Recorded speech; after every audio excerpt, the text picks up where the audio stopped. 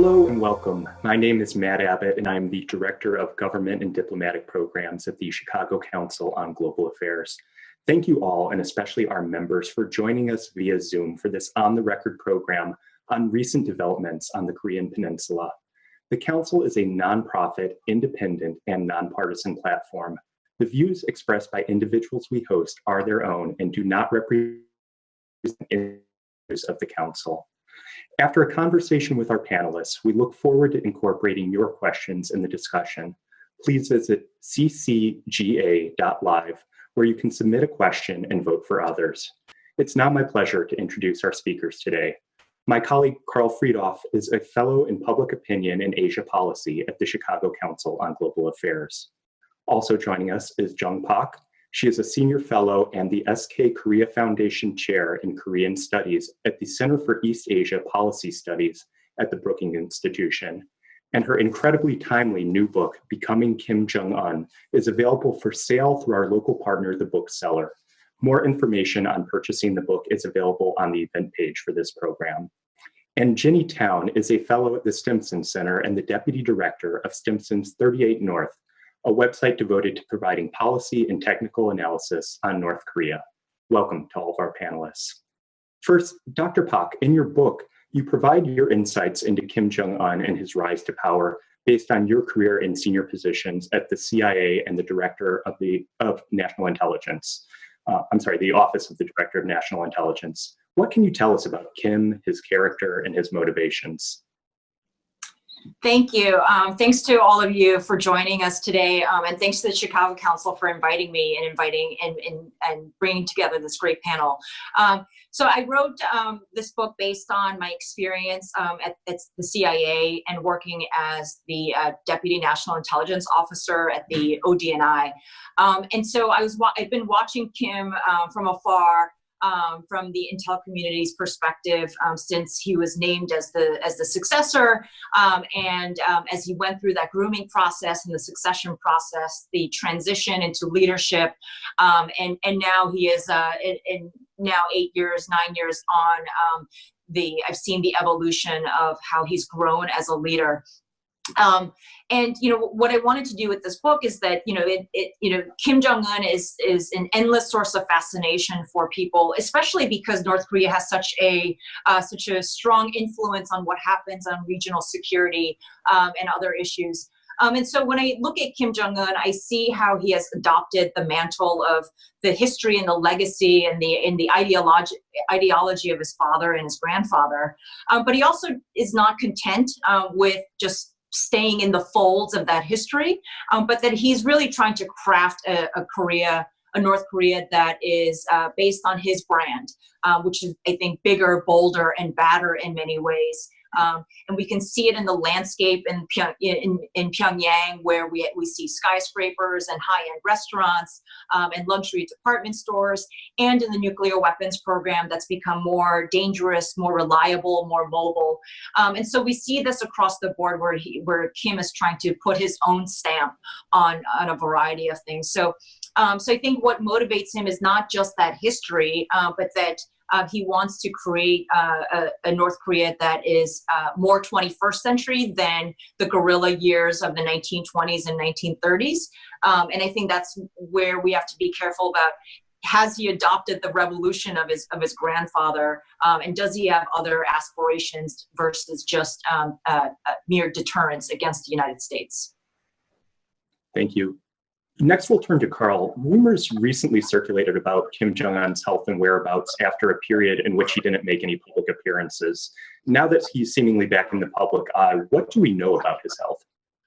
And unfortunately, there's not much that we really do know. It's all kind of based on suggestions, and I'd actually, frankly, be interested in both Ginny and Jung's take on this. I think they're clearly they're much more focused on North Korea than I am in my work, where I focus on South Korea.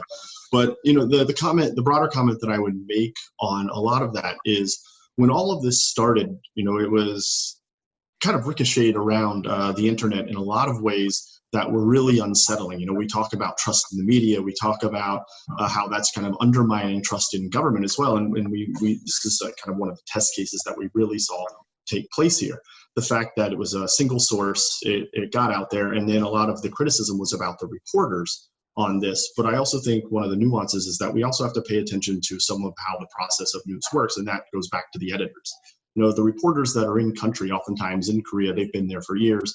They know when a story has legs and when it doesn't. And they may go back to their editors and say, well, look, you know, we don't think this is a real story. We don't think we should report on it. And yet the editors will come back. They may be based in Hong Kong or somewhere else and say, well, no, we need this because it's driving traffic. If we don't do it, someone else will. And that helps drive this kind of media circus around this. So the reality is we know very little about Kim Jong-un's health. You know, there's rumors about a mark on his right wrist and whether or not he had surgery. For the time being, you know, it doesn't take a rocket science to figure out that he's not healthy.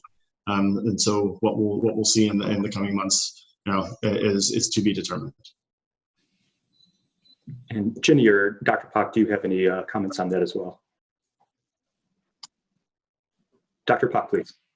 Yeah, in complete agreement with Carl. And I think what's so interesting about what the past 3 weeks have shown in this global game of telephone is how little we know and how we have to rely on these fragments of these puzzle pieces that we have to kind of put together. No one knows if, you know, if we're all putting the same puzzle together. You know, all of these were entirely plausible explanations for his absence. And I think what really fueled the fire was the remarks by unnamed U.S. government officials who were citing intelligence or monitoring intelligence. So it was a little bit of sloppy terminology, I think, and I don't know what the drivers of that leak was, if it was a leak, but it's, you know, it goes to the enduring difficulties of trying to read a country like North Korea. And on that note, given the opaque nature of North Korea and the rumors that sometimes circulate around the country and its leadership, how can the public obtain accurate and verified information about the country? Jenny, could you for us? Yeah, I think it's a perfect segue. This was an example where, you know, it was a rumor. It was then somehow confirmed vaguely through unnamed U.S. government sources. The media ran with it, and every time it got reported, it got worse and worse and worse. But, you know, when you're dealing with North Korea, as Jung said, you're always putting together different puzzle pieces. And some of this does rely on North Korean media. What are they saying about Kim Jong-un? Are they talking about, you know, in his absence, are they talking about him being exhausted or being tired? Or are they bringing up different signs of, for instance, different movements of goods or people from Russia and China, which right now is more obvious since there isn't that movement? These are the kinds of signs that would cause alarm and give more credence to those rumors if he was ill. The idea that he was, for instance, in Wonsan, if there was some kind of proof he was in Wonsan, it's not the kind of facility he would be at if he was in grave condition.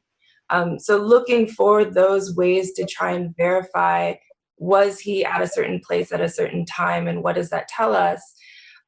All of these things, everyone's looking at them, and as Jung said, it's always hard to tell if we're all looking at the same puzzle pieces and putting together the same picture or not. But there are different sources of information that we need to look at to try and cross-reference what is the credibility of any rumor out there. And Dr. Pak, during the time when Kim was out of the public eye, there was a great deal of speculation about what succession plans might look like in North Korea and who a potential successor might be. If a leadership transition took place in North Korea in the near future, what do you think are some of the likely scenarios for how that would play out? You know, we don't know if there's a succession plan. We would assume that there is a succession plan, but it's such a sensitive topic that we would be unlikely to have any direct insight or credible insight into what the succession plans might be.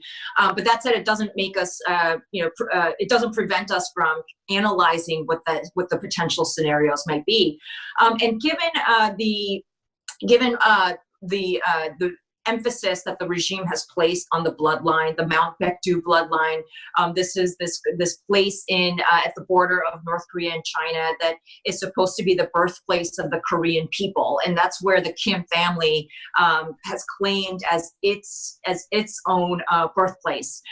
So there's this mythical kind of aura to the Kim family dynasty, and so given all of the emphasis on maintaining the personality cult of Kim Il-sung and all of the Kims, plus the bloodline issue, that the top of my list would probably be somebody in the Kim family, in the immediate family, and that his sister is probably near the top of my list, given her full-blooded relation to Kim Jong-un, the fact that she has risen in prominence and public profile over the past few years. And that it's very clear that she is Kim Jong-un's, her brother's chief of staff, or acts in that capacity, and that she is incredibly trusted by her brother. So in any case, I think even if there were to be a group dynamic in a succession scenario, I think that they might find it would be worthwhile, or it would be in their interest to find at least a Kim figurehead, if that was the case. And our next question will, I'm sorry. Yeah, just to add to that, when thinking about succession and what North Korea might do, I think I agree with what Jung had said, but you also have to look at in the past when Kim Jong-il was sick, for instance, in 2008 and had his stroke. At that time, the leadership structure was such that there was a nominal sort of number 2, number 3 in the power structure, which gave it a broader sense of possibility. I think what Jung has pointed out is not only has there been this emphasis on the bloodline, but Kim Jong-un has really worked to eliminate that sense of number 2, number 3 in the political leadership. And so you don't have those potential candidates that really look obvious anymore, where it is really focused on the family itself and what it might be able to accomplish if something happens to Kim Jong-un. Turning next to Carl, President Trump is the first sitting US president to meet with the leader of North Korea, and he's now met with Kim Jong-un on 3 occasions. What's come out of these meetings, and what's the status of US diplomacy with North Korea right now? So there was an event earlier this week where one of the senior U.S. officials was talking about this, and basically it's all mum out of the State Department right now. There's very little information for what they're doing, but the result of those the meetings really depends on who you're asking. But I think the general agreement is that not much came out of it. They continue to say that.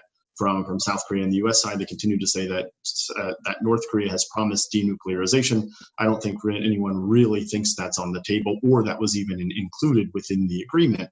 And so it really feels like we're kind of back at square one. We just had North Korea fire, I think it was anti-aircraft on a South Korean guard post across the DMZ. And so whether or not we're going to enter back into another kind of round of provocations, I don't know, but it seems like that could certainly be on the table. And so it looks like a lot of the progress, even in terms of talking, although South Korea continues to say that there is an agreement in place and continues to push for some kind of intra-Korean cooperation, it really looks like not much is going to happen, and that no one really has high expectations for that to happen.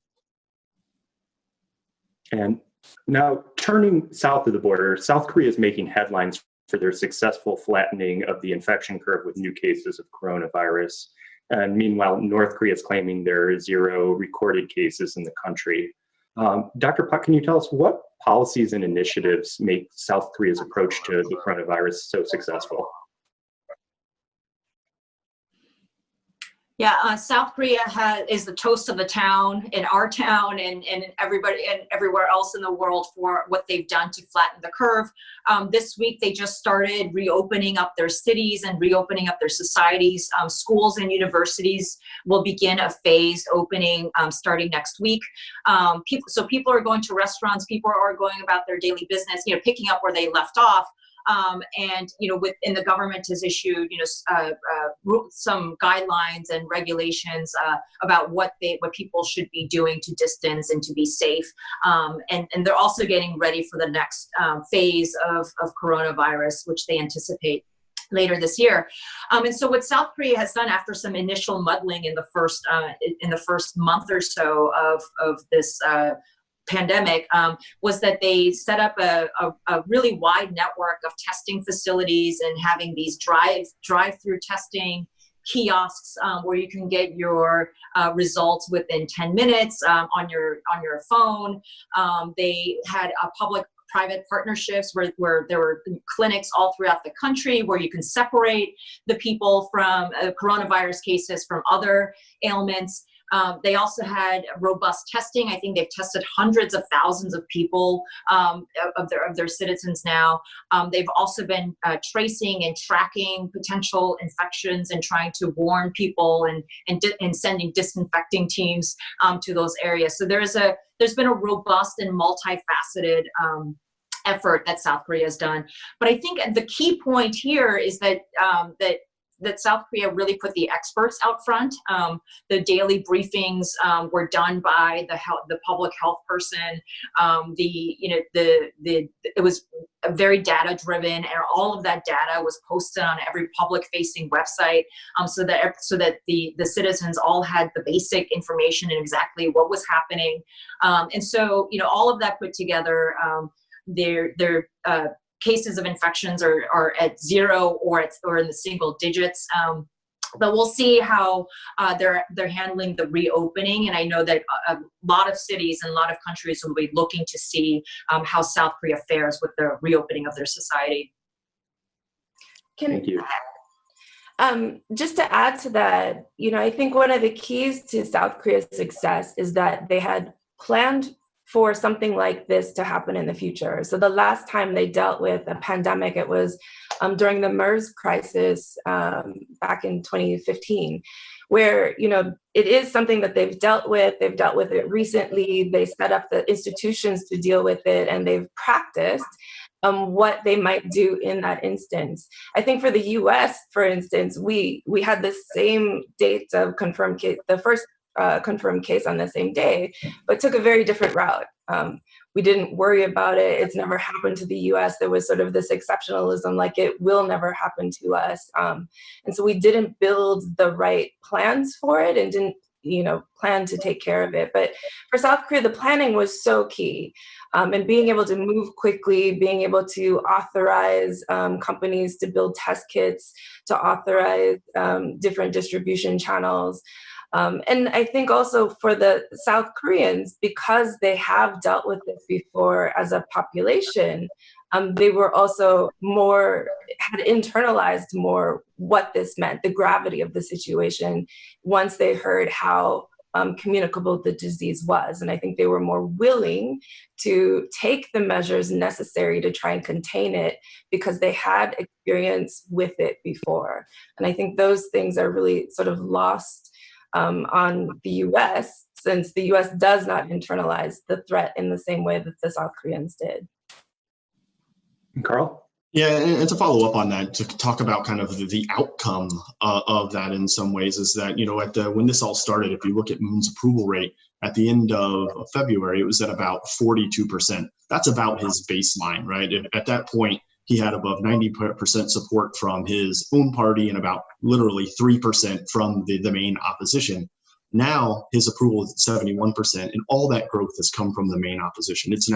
Main opposition, I think, is now at 32% approval of the president's job performance. So there's really no debate at all that he has handled this well. And I think that's a lesson that our politicians need to be drawing from this, is that if you're going to show effective leadership and you tackle this head on, that there are political gains there for the taking, but we've for some reason taken the opposite approach.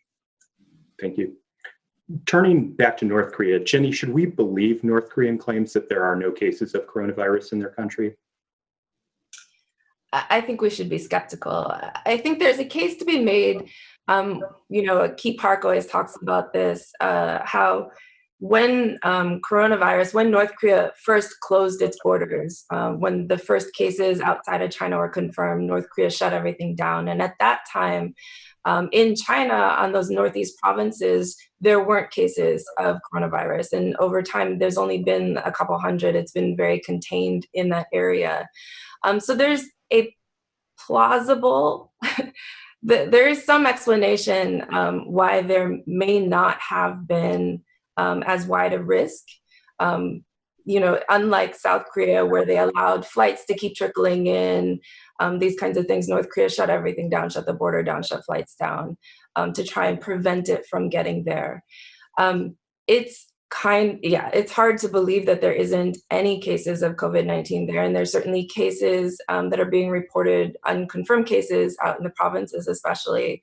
You have to wonder about North Korea's testing abilities, whether there's no cases because they're not testing enough to confirm that there's cases, whether they would actually report if there was. But the signs that you see inside North Korea now, with a lot of easing of the restrictions, and more social, more mass gatherings, does seem to indicate that even if there is cases of COVID-19, that the government feels at least that they can contain it in country. And, it is something that as they start to ease border restrictions and start to bring traffic back in, that they will have to deal with, as we all are, and even as South Korea is now, as in dealing with reinfections or new outbreaks as people start to be social again. And we'll turn next to Carl. Last month's National Assembly elections in South Korea produced a victory for President Moon's Democratic Party coalition. What does this mean for South Korea and its relationship with the US, and why was his coalition so successful in this election? So part of it was the effective leadership that's shown through coronavirus. At the beginning of this, he was facing real economic headwinds. When you go through and look at public attitudes on the economy, they're way underwater, something like minus 40. So that is people who think that the economy over the next year is going to improve versus kind of deteriorate. So minus 40 on that.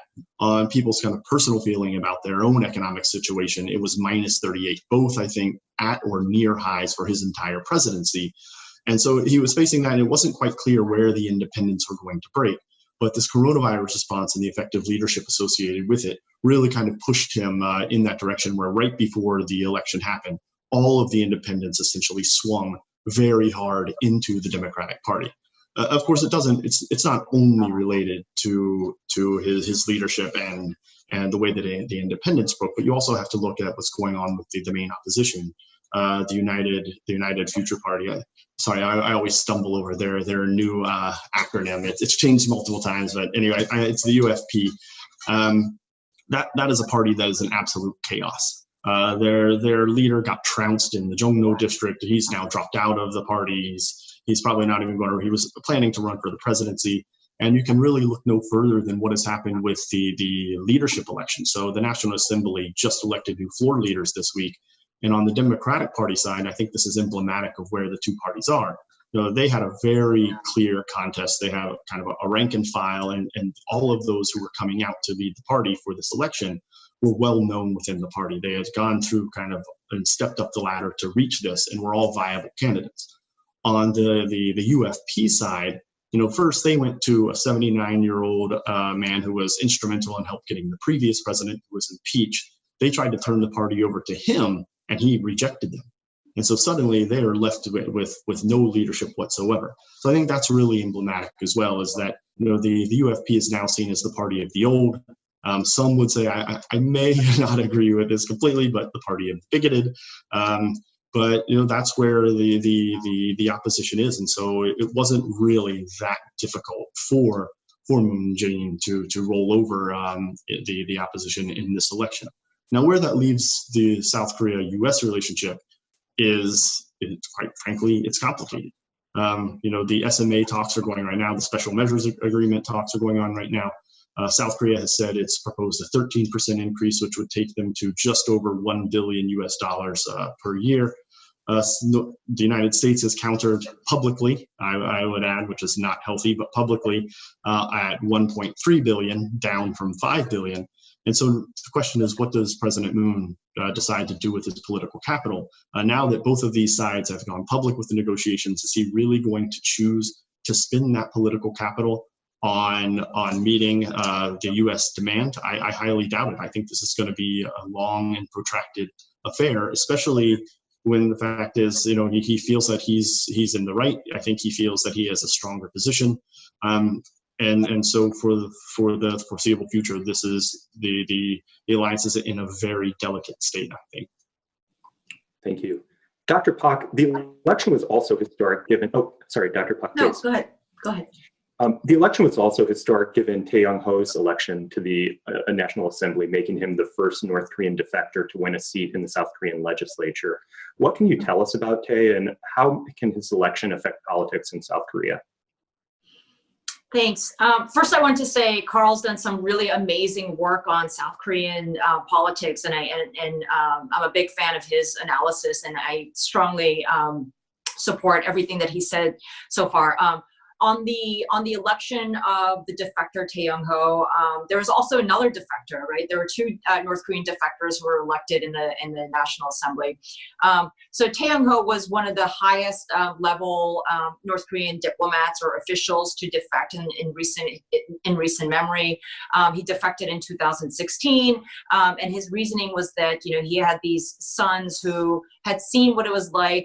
They were posted in London, who had seen what it was like in the outside world, and that it was very difficult for them to even envision going back to North Korea. And he's worked in various positions within the government, within the South Korean government, in terms of providing analysis on North Korea. So he's a very well-respected speaker on North Korea issues, inter-Korean issues, and about North Korea leadership issues. But I think it was a real victory for North Korean defectors that somebody could be elected, especially from a pretty wealthy part of South Korea, the Gangnam area. And so what this says, what that said for me is that he can at least give voice to some North Korean defectors. What we do terribly in U.S. policy is providing alternative visions in these, especially with respect to North Korea. And I think what he could provide the 30,000 or so North Korean defectors is that yes, there can be success. I would caveat that there's a lot of discrimination against North Korean defectors for speaking differently, looking different. They're accused of being communists or spies, or really put into really lower class positions, and really discriminated against. So I think this, in a way, was a victory for what the South Koreans might think about incorporating North Korean defectors into their society. But of course, there's a long way to go. He's very well spoken, and he's got strong backing from his constituents, but we still have a long way to go on all of this. Yes, Jenny, please. Yeah, and just to add to that, I agree with Jung's assessment. I do think now both Tae and Ji Sang-ho need to transition, though, into that role from individual to politician. And I think what we saw over the past couple of weeks with comments made from Tae and Ji Sang-ho is that people do give more credence to their analysis as an individual who's from North Korea, as knowing more and having greater insights on these issues. But certainly that also now carries more weight. And I think they have to take that responsibility very seriously. Instead of theorizing what they think might be going on, to be a little bit more careful about how they frame it and at what points they choose to kind of play that North Korea defector card when talking about North Korea. Thank you. And Jenny, with the current challenges between the United States and China, how do you predict South Korea will respond if tensions between both countries continue to rise? Well, it obviously puts South Korea in a very difficult place. As much as the U.S. is in this notion of you have to choose sides, and there, increased rivalry between the U.S. and China, South Korea can't necessarily make that choice. It is very much economically dependent on China. It is in the region on the border of China. And the US, frankly, hasn't been a very good ally partner in recent years. And so, I think that's called a lot of that trust in the alliance into question. There hasn't been a lot of agreement on key issues, especially in the Moon administration, on North Korea, on the alliance issues, the SMA, OPCON transfer. There's a lot of tensions here that have really come to the surface. And a lot of South Koreans also point to the fact that back in 2016, when South Korea deployed the THAAD system, and the backlash that came from China, that the US didn't help in that sense. Where, if the US is such a great ally and wants us to choose sides, where was the US in terms of trying to counter the measures from China that affected South Korean companies and South Korean politics? So I think it really puts a difficult strain on the alliance if the rivalry between US and China continues to escalate. And I'm not sure where exactly Moon might fall in those decisions. I think it's very much a case-by-case basis. And Carl, I believe you had a comment next. Yeah, this is one of the interesting things that's come up kind of repeatedly, especially post-THAAD, but also I'd track it back a little bit further than that. I think it was either 2011 or 2012, where Xi Jinping went to Seoul and he was scheduled to give a speech at Seoul National University. I was based in Seoul at the time, and all of my colleagues, we were very focused on what the speech was going to be. And there was real hope that during this speech, that President Xi was going to use the phrase, the denuclearization of North Korea. Everyone was talking about it. There was a lot of expectation, but instead he went back and in the speech went back to the standard phrasing of denuclearization of the Korean Peninsula. And I can remember the next day after that speech, everyone was very disappointed. And that started, I think, the origin of people really waking up in South Korea to what China was going to be and the kind of pressures they were going to be kind of subjected to. But what has happened since then is not only has the South Korean public taken that view, but a lot of, I think, the outside observers are not seeing what has happened in South Korea. They tend to think that, well, eventually South Korea is naturally going to tilt towards China. We see this repeatedly come up, and sometimes South Korea plays into that as well. But I just think that is so far off the menu for most South Koreans, the fact that they're suddenly going to switch and move towards China, especially with what's happening now. And then, as Jenny rightly noted, we don't help ourselves by pressuring South Korea repeatedly to choose sides. So I think we can do a better job of managing that. And another question for you, Carl. Can you tell us a little bit more about the current state of the trilateral relationship between the US, South Korea, and Japan? Well, it's not good, obviously. I think one of the big, it's crazy to say that one of the big benefits of coronavirus is that now everyone is focused on their own problems and trying to get those things in order, because the relations between South Korea and Japan were in such a state that really nothing was happening, and it was being talked about kind of incessantly. And so that was adding this grist to the mill of adding to this spiral. So if there's one, it's crazy to say that there are any positives that are coming out of any of this, but at least the focus is now off of that for the time being. But of course, it's going to come back. And for our final question, before we open it up to the audience, I'd like to turn to each of you, starting with Dr. Pak. What advice would you give to American policymakers about how to approach future negotiations with North Korea? I think as a first step, and this is, I want this to be the key takeaway, is that regardless of whether or not we're in negotiations with North Korea directly, I think we have to do our homework. And by homework, I mean, keep our house in order, make sure that we have our policy making process that is functional, that makes sure that all of the equities of the US government and our allies are all aligned. And secondly, to make sure that we're all in conversations, whether we agree or disagree, with key partners or allies in the region about potential North Korean scenarios, whether it's ballistic missile testing or nuclear testing, internal stability issues, or diplomacy. So I think that's a basic, a bare minimum that we can at least do, which is to do our homework and make sure we have U.S. leadership on these issues. Thank you. Jenny?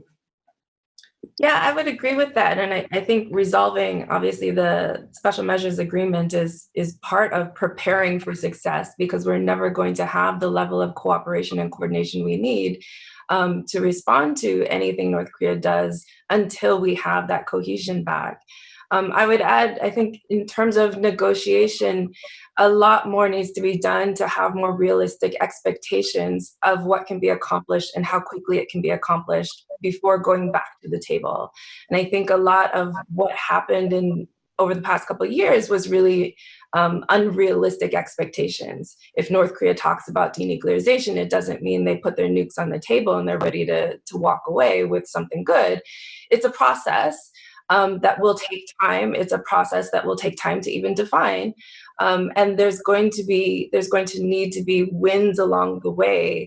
And I think both sides really need to understand what those potential wins are, and that they're not going to get the immediate result that they want throughout that process. So really, really kind of right-sizing expectations is in order.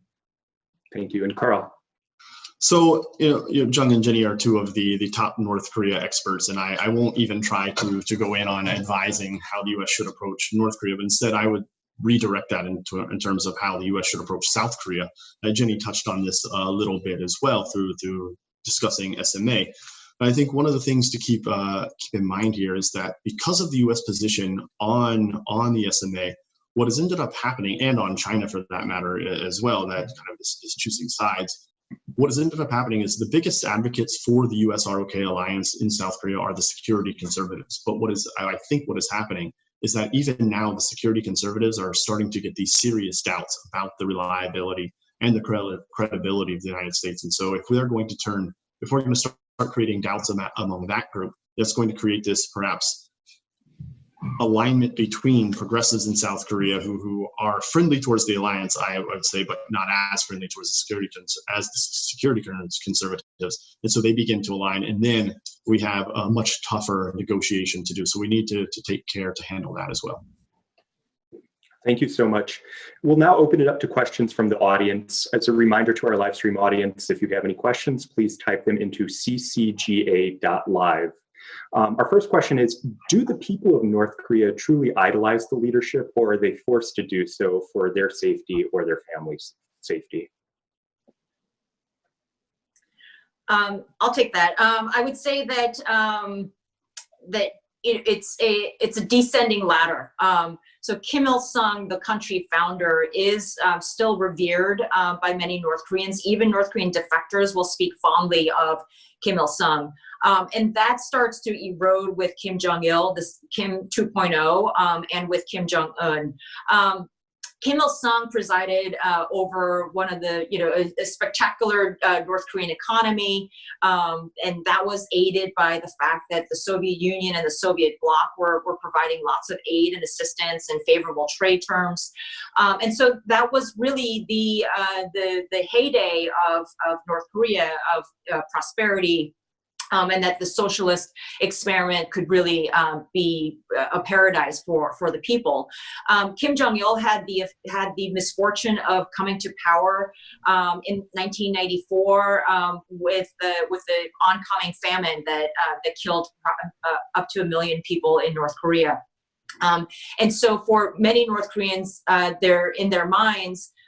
They think of Kim Jong-il and they equate his name with the famine, all of the things, the belt tightening, the scarcity. But with Kim Jong-un, I think he's trying to reverse some of that. There's a reason he's trying to look more like his grandfather. It's to evoke that sense of this nostalgic past. His haircut is like his grandfather. His weight gain is more like his grandfather. And Kim Jong-un came into in his first speech, he said that the North Koreans can have both nuclear weapons and prosperity, and that people won't have to tighten their belts anymore. So it was this optimism that I think he was trying to contrast with his father, where there was a famine. So. But it would be really hard to say, what North Koreans think about Kim Jong-un. Yes, I think he has ushered in what looks like prosperity, especially in Pyongyang. He's encouraged the consumer culture. He's looked the other way on markets and market activities. So there are people who are invested in Kim and what Kim has been doing.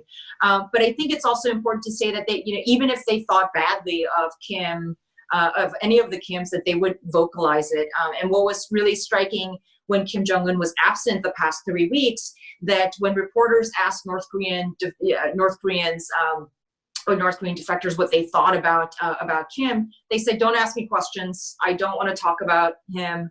I remember one defector in her memoir said that she didn't even want to think badly of the leader because she was afraid how that might manifest accidentally in her speech or in her activities. So there's a lot of self-censorship going on in terms of how people really feel about their leader, but for many people, it's a matter of survival versus anything else.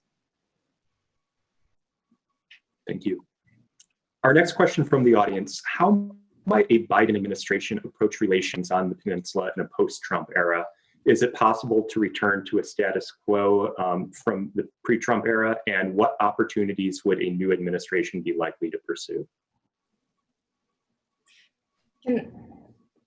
I think if there is a Biden administration, it's sort of it would be good for U.S.-South Korea relations. It would be bad for U.S.-North Korea relations dichotomy. And so, Biden obviously understands alliances and respects and values alliances and alliance partners. And I think a lot of the problems that we've had that have manifested in the past couple of years would be mitigated, and they would work on repairing that relationship and getting back to this sort of ironclad status that we had before. But the Obama administration did not have a good track record on North Korea. Strategic patience was the status quo. But still, in the meantime of not having relations with North Korea continues to build up its WMD. So I think, as much as the status quo seems okay, it's better than, fire and fury, that still doesn't address the core security issues. And I think, the Biden administration really needs to think about how to incorporate some of the opportunities that have arisen over the past couple of years in building a relationship with Kim Jong-un, however unconventional it is, using some of that momentum and some of those opportunities to create a very different North Korea policy that does have more serious engagement and more serious negotiations going forward, as it also tries to repair relations with South Korea. Thank you. Our next question is about sports diplomacy and soft power. While sports are on hold here in the States due to the pandemic, baseball season started in South Korea. How might this sports diplomacy bring new attention and excitement to the geopolitical issues on the Korean Peninsula? Can I? Jenny, yes, please. It kind of reminds me of all the hype around Gangnam Style and BTS. There's a lot to be said for seeing Korea, like Americans seeing Korea in pop culture. I remember being in Korea probably about 5 years ago, and a taxi driver was telling me how amazed he was that when he was growing up, he was in his 60s, when he was growing up, they sort of idolized American music. Whereas a couple weeks prior to that, there had been a Western diplomatic family in his taxi, and the teenage daughter had a stack of Korean K-pop CDs. And he was just so amazed at this idea of how different the world was and how much more awareness there was about Korea outside, that the US would actually like Korean music versus the other way around. And so I think there's a lot of excitement.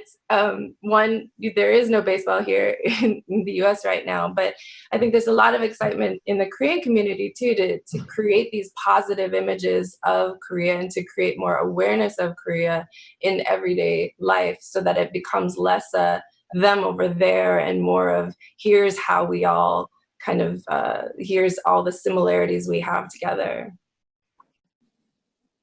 Thank you.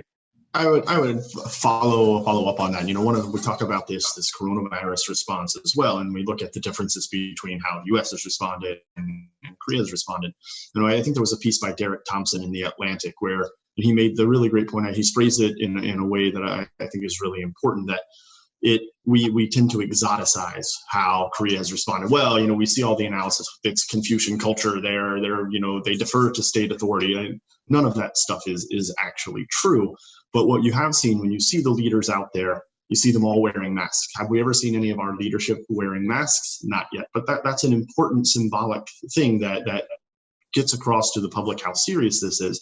And so I hope that as people are listening to Korean music, they're watching Korean baseball on TV, they're eating more Korean food at restaurants when they can actually do that again, that it becomes this way to say, like, we can learn from Asia, right? As it is now, we tend to look at, well, we can only learn from Europe, and what they do in Asia is something that doesn't apply. That's the totally wrong way to approach this. So I hope that this is a little wedge that we start to think differently about. Thank you. Our next question is about divided families. And in the COVID era, is this an opportunity for perhaps digital reunions with divided family members between North and South Korea? Also, for Korean Americans who have family members who still remain in North Korea, might this be an opportunity?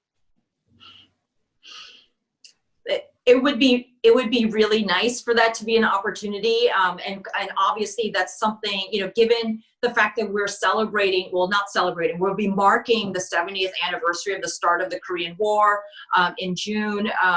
But a lot of when it comes to family reunions, it's not for lack of trying on the South Korea side or the U.S. side or anybody's side, but that it's North Koreans' refusal to have these things. And I think that one of the big hopes of Kim's pivot to diplomacy in 2018 was that, yes, maybe we can have more of these family reunions. These are very elderly people who haven't seen their family members in decades, and they're slowly dying off, and it's a really incredibly tragic story. But it's not for lack of trying that the South Korean government has been trying to get more traction on inter-Korean engagement, but really it's the North Korean side that has refused to or even entertain that after that initial burst of diplomacy in 2018. Thank you. Our next question is about China, and our member of the audience is asking for your insight into China's role in maintaining North Korea's status quo vis-a-vis China's own regional geopolitical and economic goals. The Chinese government sees North Korea through the lens of its relationship with the U.S. So the Chinese government does not like U.S. troops right so close to their border. Of course, there are 28,500 or so U.S. troops on the Korean Peninsula. China also wants denuclearization, but our interests are not aligned with Beijing's. The Chinese leaders prioritize stability in North Korea versus denuclearization, although they do give a lot of lip service, and I think they do want denuclearization at some point.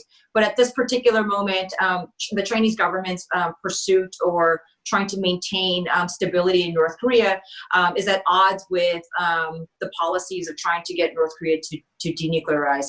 And Chinese leaders' position is that it's the U.S. and the South Koreans who are really provoking North Korea to act in the way that they do, whether it's missile tests or developing their nuclear weapons program. So the Chinese government sees North Korea from a very different perspective, that it's really the U.S. really being destabilizing in the region versus North Korea being destabilizing. Thank you. Can I just add to that? I agree with that. I would also say the Chinese have a very different sense of what would make North Korea denuclearize. And so whereas the US takes a much more kind of punitive approach to changing behavior, I think the Chinese are much more willing to entertain the idea of, if you have the right incentives, that North Korea may make different choices as well. So I think there's real differences in how the US and the international community approaches this issue and what the Chinese think would be more effective. But certainly, they do value stability over denuclearization, and they don't want North Korea to have nuclear weapons, but it's not worth going to war over. And it's not something where they want instability on their border either. So, there's all these trade-offs that they weigh. And I think there's a lot of times where we always talk about how much influence China has, and China always talks about how much unused influence the US has as well, because it's so stuck in the way that we want to approach the issue that we're missing other opportunities. Thank you.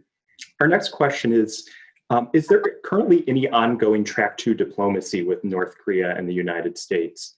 And is there any appetite for Track 2 diplomacy or increased Track 2 diplomacy in the United States right now with regard to North Korea? The role of Track 2 diplomacy is most effective when there isn't formal diplomacy going on. And I think over the past couple of years, there's been a real decline in Track 2 activity because the majority of Track 2 meetings in the past were talking about prospects for denuclearization and US DPRK relations. So since there is formal negotiations going on, to avoid confusion and to avoid mixed messaging, a lot of the Track 2 has really stopped for the moment. There's still some exchanges that go on non-political issues like capacity building in agricultural systems and other types of issues. But the main thrust of the Track 2 has stopped for now. Certainly, it would be useful at times when the U.S. and North Korea are not actually at the table in those meantimes to help try and decipher some of the messages going back and forth and how each side has perceived the messages that the other has sent. But for the moment, they're largely on hold. Thank you. And we're nearly out of time, so we'll go to one final question. Is there any way that the COVID-19 crisis could realistically be used to promote better relationships between the US and North Korea, or South Korea and North Korea? We've tried. The U.S. started on a very positive step of expressing concern about the North Korean people and how coronavirus might affect the most vulnerable population in North Korea. President Trump has, offered the U.S. help to Kim Jong-un, but really the North Koreans have been very lukewarm to U.S. offers of aid, very lukewarm, if not downright cold, to South Korean offers of aid.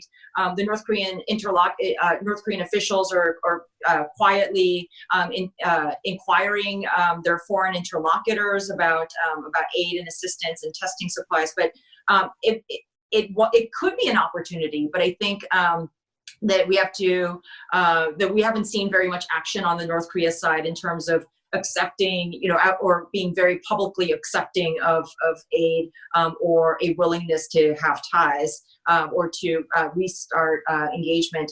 The North Korean government has been pretty clear that they're not really interested in talking to the United States, or having Kim Jong-un's name put in vain, but that unless the U.S. changes its mind or changes its approach to North Korea, that they're not interested in engagement at this point.